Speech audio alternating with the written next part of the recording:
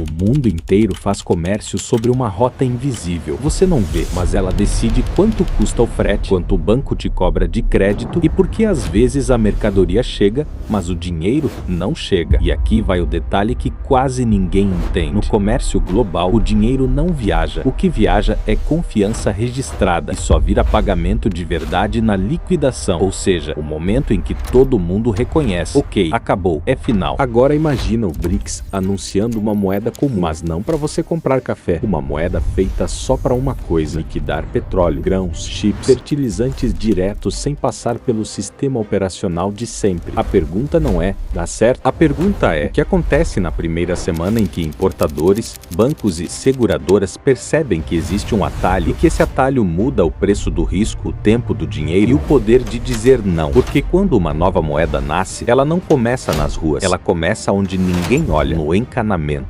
Existe uma ilusão confortável no comércio global, a de que o dinheiro viaja, como se fosse um pacote. Você envia, o outro lado recebe. Só que na prática, o dinheiro quase nunca viaja. O que viaja é um acordo de confiança, uma cadeia de confirmações, garantias, prazos, seguro, câmbio, checagens, até o momento em que tudo vira liquidação, o carimbo final de que o pagamento aconteceu de verdade. E aqui vai uma cena simples: um navio encosta no porto, a carga está lá, mas o dono da carga não libera. Por quê? Porque o pagamento ainda não foi liquidado, ainda está no corredor, ainda está em trânsito no encanamento.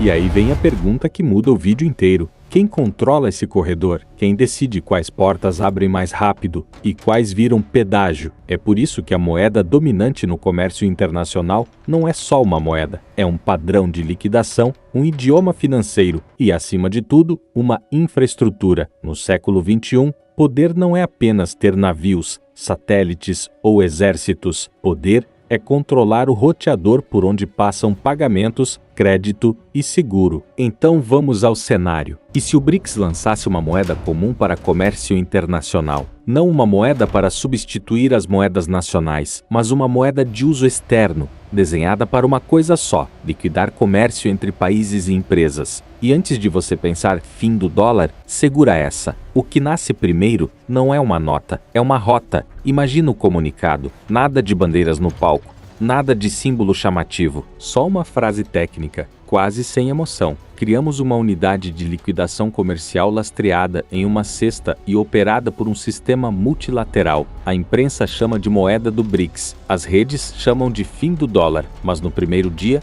a verdade é mais silenciosa. O que nasceu é infraestrutura, e para essa moeda existir de verdade, ela precisa de 3 peças. Nenhuma é glamurosa, todas são decisivas. E aqui vai a primeira ruptura. Sem essas 3 peças, isso vira PowerPoint. Com elas, vira caminho. Peça 1, o trilho, o pagamento. Antes de moeda comum, vem o básico: fazer o pagamento acontecer sem depender de um único corredor global. E cuidado! Quando eu digo pagamento, não é o clique do aplicativo, é a engrenagem inteira por trás. Mensagem, verificação, autorização, compensação e liquidação final reconhecida pelos bancos centrais. Pergunta rápida: quem você acha que ganha quando o processo tem 10 etapas em vez de 2? Para esse trilho alternativo funcionar, precisa de interoperabilidade, ou seja, sistemas domésticos que conversem entre si, com regras compatíveis, horários, padrões, checagem de fraude e um ponto crucial: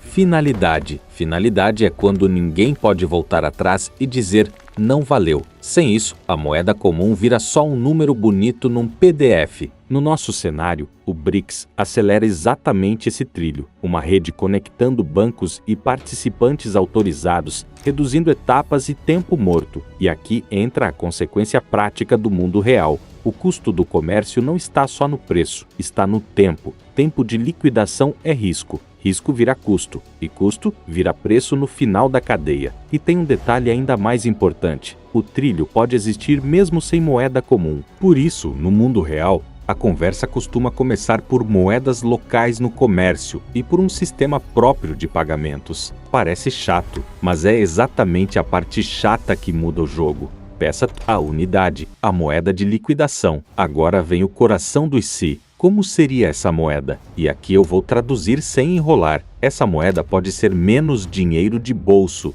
e mais moeda de contrato e moeda de bastidor. Ela pode nascer de 3 jeitos. Modelo A, unidade de conta, uma cesta. As empresas faturam numa unidade calculada por uma cesta de moedas do bloco, e talvez commodities. Isso reduz a briga de qual moeda manda, porque ninguém ganha sozinho. Mas vem a pergunta, quem decide o peso da cesta quando a crise chegar? Modelo B, token de liquidação com reservas. Uma ficha digital usada só para liquidar. Para cada unidade emitida, existe reserva em ativos líquidos, com auditoria rígida. Tradução simples: sem auditoria e regra dura, vira suspeita. Com auditoria, vira instrumento. E outra pergunta inevitável: onde ficam as reservas? E quem tem a chave? Modelo C, ponte entre moedas soberanas, sem moeda nova. Em vez de criar uma moeda, o sistema vira uma máquina de conversão. Você paga na sua moeda, o outro recebe na dele, e a liquidação acontece num ambiente multilateral. O público chama de moeda comum, mas o que existe é um motor de compensação. No nosso roteiro, o BRICS escolhe um híbrido, unidade de conta para contratos e token de liquidação para compensação rápida. A unidade aparece no contrato, o token aparece no back-office, e aqui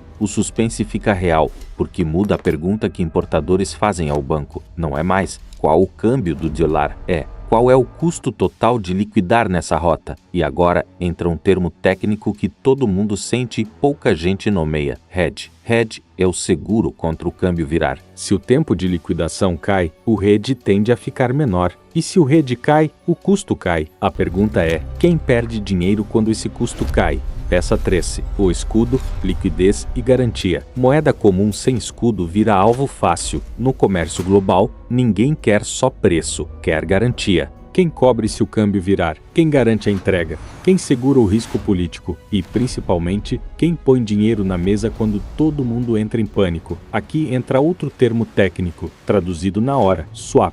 Swap é como um oxigênio de emergência entre bancos centrais, uma linha que ajuda a fornecer liquidez em momentos de estresse. No nosso cenário, o BRICS cria um pacote de escudo, linhas de swap entre bancos centrais, uma câmara de compensação e um braço garantidor ligado a bancos de desenvolvimento. Essa é a peça que impede a nova unidade de morrer na primeira tempestade. E agora, a frase que separa o amador do profissional: quem fornece liquidez na crise decide quem respira e quem sufoca. Agora vem o efeito dominó. A primeira semana. No primeiro dia, 2 ou 3 tradings testam em operações pequenas. Nada heróico. Só vamos ver se passa. No terceiro dia, acontece o primeiro movimento real. Um exportador grande oferece um desconto pequeno, não por ideologia, mas por matemática. E deixa eu te dar uma cena. Um importador brasileiro precisa fechar um lote de fertilizante. No modelo tradicional, ele paga pedágio em etapas: banco correspondente, tempo de confirmação, janela de câmbio, seguro e dias de dinheiro preso. Agora imagina que surge uma rota onde,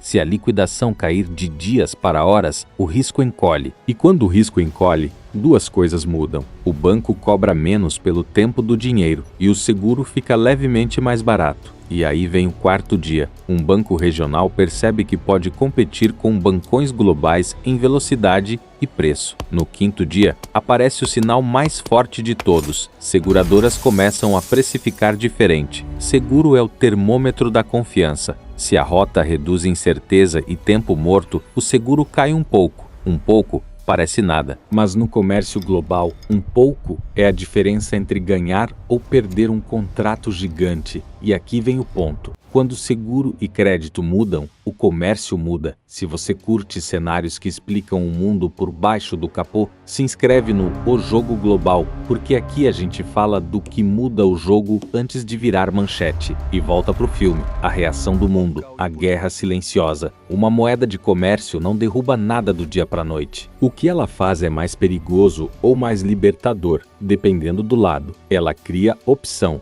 E opção é poder. A resposta não viria com tanques, viria com planilhas, regulação e reputação. E tem uma regra de ouro aqui: não vão proibir, vão encarecer. Como? Bancos globais exigindo mais compliance, o pacote de regras e auditorias para provar que a operação é limpa e aceitável. agências de rating levantando dúvidas sobre governança e transparência, países ameaçando tarifas, restrições ou custos extras para empresas que aderirem rápido demais, e nos bastidores, uma disputa narrativa. Chamar a iniciativa de inovação ou de evasão, porque a guerra mais eficiente é a que acontece sem explosão. Ela acontece no custo. Agora vem o calcanhar de Aquiles, confiança interna. O inimigo mais difícil do BRICS é ele mesmo, porque um bloco com economias e prioridades diferentes tem um problema simples. Em crise, cada um puxa para um lado. Se a unidade for uma cesta, alguém vai brigar pelo peso. Se for um token com reserva, alguém vai brigar por onde ficam as reservas e quem audita. Se for uma ponte digital, alguém vai brigar pela regra. Quem pode bloquear, quem pode pausar,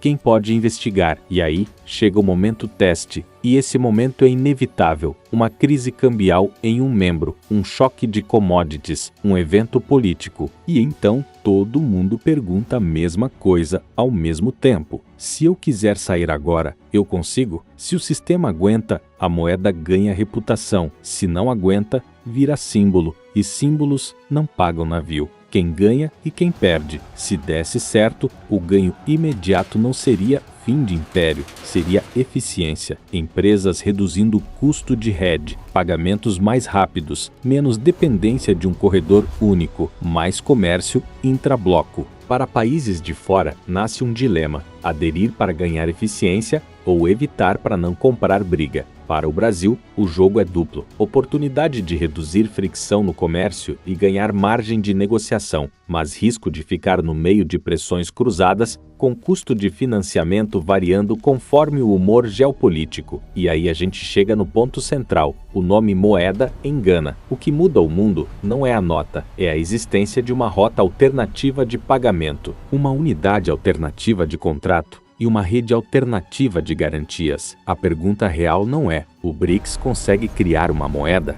O BRICS consegue criar confiança operacional compartilhada, sem quebrar quando o vento virar? Se conseguir, nasce uma nova camada do comércio global, mais multipolar, mais fragmentada, com mais rotas e menos unanimidade. Se não conseguir, fica um legado perigoso: provar que o sistema pode ser desafiado e ensinar ao mundo como tentar de novo, melhor, na próxima rodada. No fim, o mundo não muda quando alguém anuncia uma nova moeda. O mundo muda quando o dinheiro encontra um novo caminho, e quando esse caminho é confiável o suficiente para que empresas apostem contratos nele. Então, se o BRICS lançasse uma moeda comum para comércio internacional, você talvez não visse no seu bolso, mas sentiria no preço, no crédito, no tempo das mercadorias e na temperatura das disputas entre países. Que a geopolítica moderna não vive só de território, ela vive de fluxo. Se inscreve no O Jogo Global e comenta: você acha que o futuro do comércio vai ser uma moeda mandando ou várias rotas competindo ao mesmo tempo?